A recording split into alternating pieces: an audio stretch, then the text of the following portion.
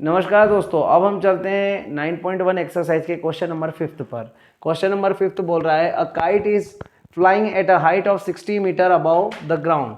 ये देखिए आप 60 एक काइट है, यहाँ पर ये जो ए है यहाँ पर एक काइट है, ठीक है। तो एक काइट उड़ रही है, ठीक है, और क्या है 60 मीटर हाइट है जिसकी ग्राउंड से, ठीक है। The string attach to the kite is temporarily tied to a point on the ground. एक क्या है स्ट्रिंग, मतलब एक धागा जो है उसका बांध दिया है जमीन पर, कहाँ पर, पॉइंट सी पर।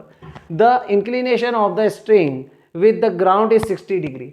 मतलब वहां से क्या है उसका एंगल जो है स्ट्रिंग का, मतलब धागे का, जिस जगह वो धागा बांधा हुआ है जमीन पर, वहां से पतंग यहाँ पर है काइट, ठीक है, और ये ग्राउंड लेवल है। तो ये काइट से ग्राउंड के बीच का जो एंगल है इस स्ट्रिंग के पास है वो है 60 डिग्री का, ठीक है। अब 60 डिग्री का find the length of the string, मतलब हमें स्ट्रिंग की लेंथ फाइंड करना है कि मतलब ये धागा कितना लंबा है, ठीक है। और क्या फाइंड करना है यहाँ पर, assuming that there is no slack in the string. मतलब उनका ये कहना है कि ये मान के चलें कि धागा बिल्कुल सीधा है, यहाँ पर कोई स्लैक नहीं है, कोई मतलब कुछ भी टाइप का, मतलब कुछ अदर थिंक नहीं है यहाँ पर, वो बिल्कुल सीधा है, स्ट्रेट मान के उसको फाइंड किया जाए, ठीक है। और सबसे पहले क्या है यहाँ पर गिवन लिखते हैं हम।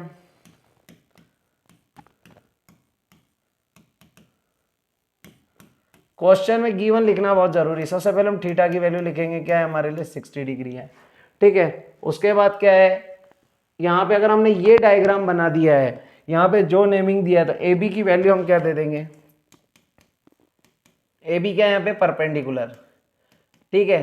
तो ए बी परपेंडिकुलर की वैल्यू हमने कितनी रख दी है यहाँ पे 60 मीटर जो हमें दे रखी है। हमें फाइंड करना है स्ट्रिंग, मतलब देखा जाए तो ये हाइपोटेनियस हमें फाइंड करना है, ठीक है।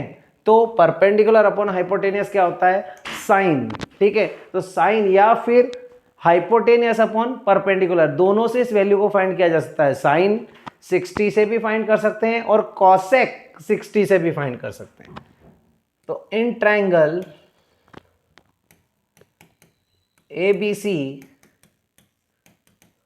Sign theta is equal to क्या हो जाएगा, परपेंडिकुलर अपॉन हाइपोटेनियस। परपेंडिकुलर क्या है AB, ठीक है, हाइपोटेनियस क्या है AC, ठीक है। थीटा की जगह हम थीटा की वैल्यू रख देंगे साइन 60 डिग्री। AB की वैल्यू हमें 60 दी है तो हमने यहाँ 60 एज इट इज रख दिया है, AC की जगह हम AC रख देंगे। साइन 60 की वैल्यू जो होती है वो होती है √3/2 60 अपॉन AC।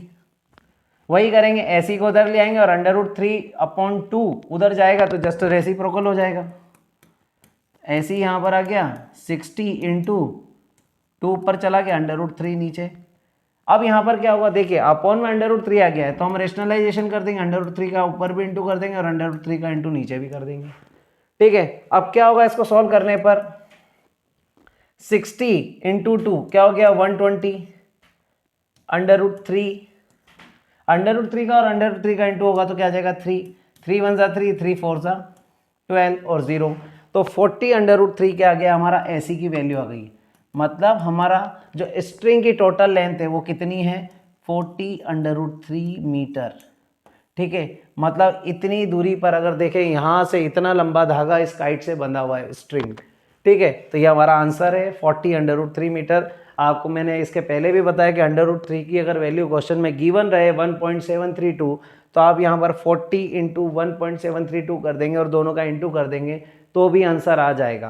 क्वेश्चन में कई बार दे दिया जाता है कि √3 इज इक्वल टू 1.732, तो आपको बस यहाँ पे वैल्यू रख देनी है और उसका इंटू कर देना है, ठीक है। बहुत ही सिंपल क्वेश्चन है, आपने देखा बहुत ही छोटे क्वेश्चन है, ठीक है। क्वेश्चन से सिंपल तो उसका क्या है सॉल्यूशन है, आपने देखा होगा कितना बड़ा क्वेश्चन है और सॉल्यूशन उसका सिर्फ 4 लाइन का है, ठीक है। धन्यवाद।